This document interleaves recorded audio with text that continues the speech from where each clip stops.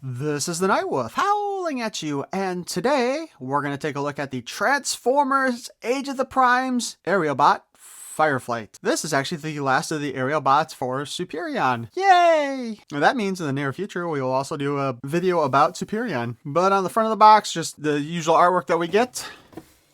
The side shows a big shot of Superion. The other side shows some of our primes. And the back shows the product shots. 17 steps to conversion. But let's go ahead and open them up, shall we?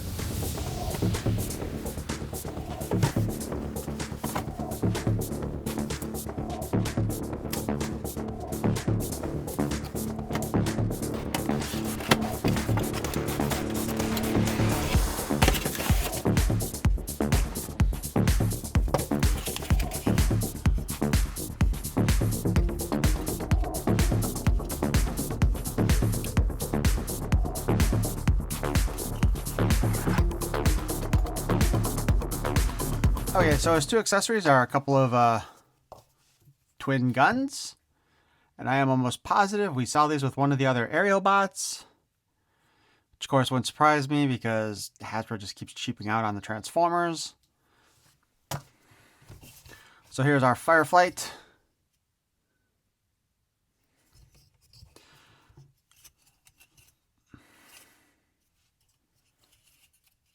He looks mostly okay. I mean, he basically goes along with all the rest of the Aerialbots. The biggest problem I've had with like the Aerialbots that have been with the robot modes is, you know, for animation accuracy, which is probably why they're part of the Age of the Primes and not Studio Series. It looked like they had jets on their backs because the back part of their legs went up and folded into the top part. I don't think I have any original Aerialbots in my collection. Now that I think about it, and I think I sold off all of my Generation 2 ones that I never opened. So I got nothing to really compare them to. So, yay. Anyway, that sculpt looks pretty decent. I have kind of appreciated the way they've, made the sculpt of the head so that it looks like it's got that attachment point from the old toys. You know, where the head's just slipped in there. Which, of course, I believe the animation had too. And it looks like he's wearing like a little dome on his head, you know. Articulation wise, head spins around. There's a ball joint so it can go look down. He really can't look back though very much, or up I should say. But you know, he can still go to the side and side. Arms hinge up and down. And can even go even higher like that. Dude, this is like the first Transformer that can shrug his shoulders. Probably not the first, because I think this is just a retool of one of the other ones. Slingshot, I believe. He's just a retool of, right? So the arm spins. It can get hit by part of the nose cone. We do have a bicep cut. And a double joint in the elbow, which is more due to transformation than Hasbro giving us something nice. No hand articulation. We do get a waist swivel. Although he also breaks apart at the waist.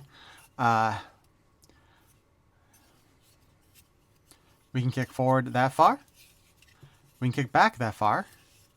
We can do the splits. And we can go even further if we go ahead and put all that down like that.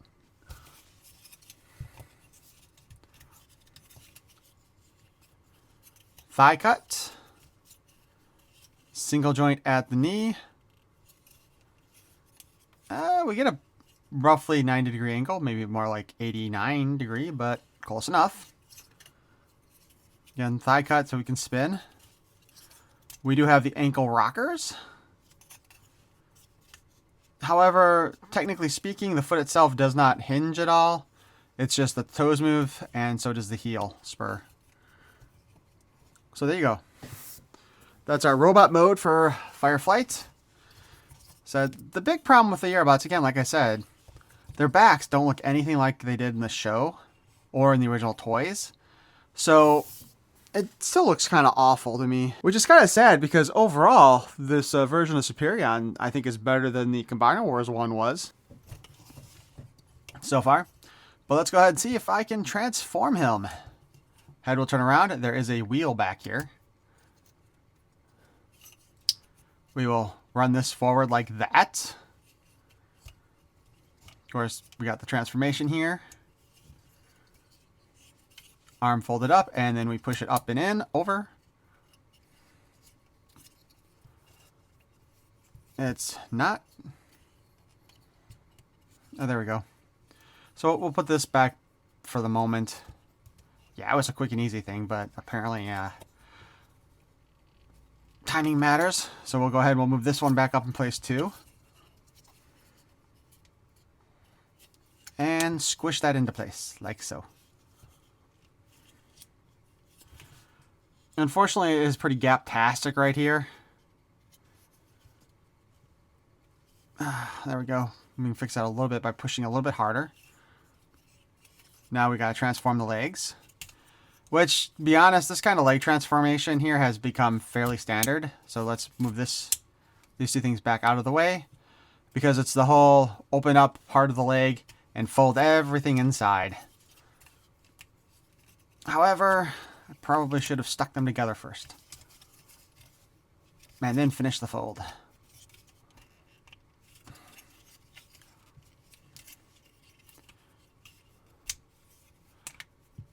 And boom. Move that up. We'll attach his two guns to the underside of the wings.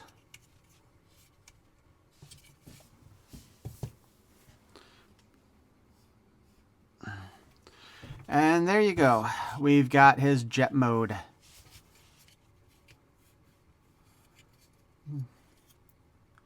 So, technically speaking, though, the wings can sit like this, but it kind of feels more like they follow the design of the rest of it if you angle them down just a little bit more. But I keep thinking that this guy, his original toy version and in the show, that his wings were actually towards the upper part of his body more, or the upper part of the jet body, I should say.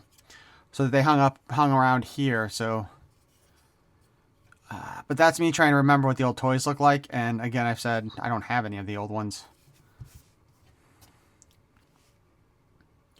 So that's him in all of his glory. From the top, he looks fine. Except for, you know, it's not really staying together very well. From the bottom, they actually did do a pretty good job hiding all the robot kibble. Now, if we want to go ahead and transform him for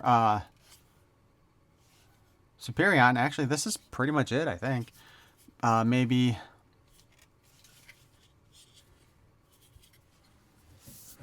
Yeah, no, this is pretty much it.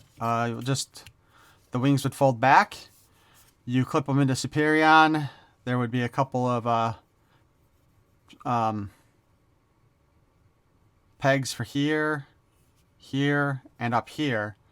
And then something would push into there.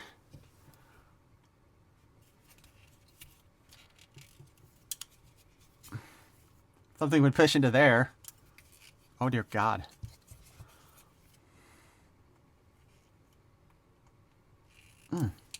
There we go.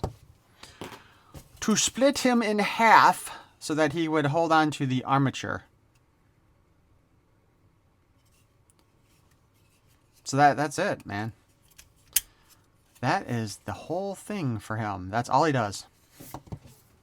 So I had actually 100% forgot that I had bought this guy and had him here. I was looking at my Transformer display, or I should say, I was showing a friend of mine my Transformer display, and that's when I realized that Superion was missing one of the Aerialbots. I was like, oh crap. So I started looking through the kind of like the pile of unreviewed toys I had and found him there and dug him out so I could go ahead and get this review done this week. And like I said, I will probably go ahead and do the full Superion review It'll probably be posted next week. But yeah, I can't believe I'd forgotten all about this guy. The Aerialbots overall, though, have been pretty decent. I mean, again, their robot modes aren't great from the back, but they look fine from the front overall. And I honestly hope we don't see a Studio Series Aerialbot set, because I don't want to see another version of this combiner set unless they give us a Generation 2 coloring. Because if they improve it so each individual robot looks more like their cartoon model, I'm going to be kind of ticked off, I'll be honest with you. I'm kind of surprised that they didn't just go ahead and give us that sort of thing, honestly. You know, when you sit here and you look at the way this whole guy is put together,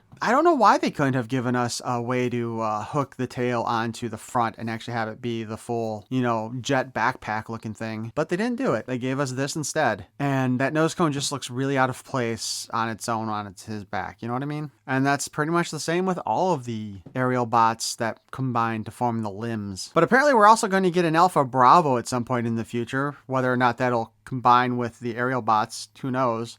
But again, that's kind of silly, because why would you have a bunch of high-speed jets and then a helicopter? Sorry to tell you this, helicopters don't move as fast as jets generally. And even if they can for a short period of time, ain't gonna be long enough for a battle. But why don't you guys let me know what you think about the Aerialbots in the comments below? And if you enjoyed this review, please feel free to smash that like button. And if you want to see more of my nonsense in the future, you can subscribe. I thank you for watching. Peace and love.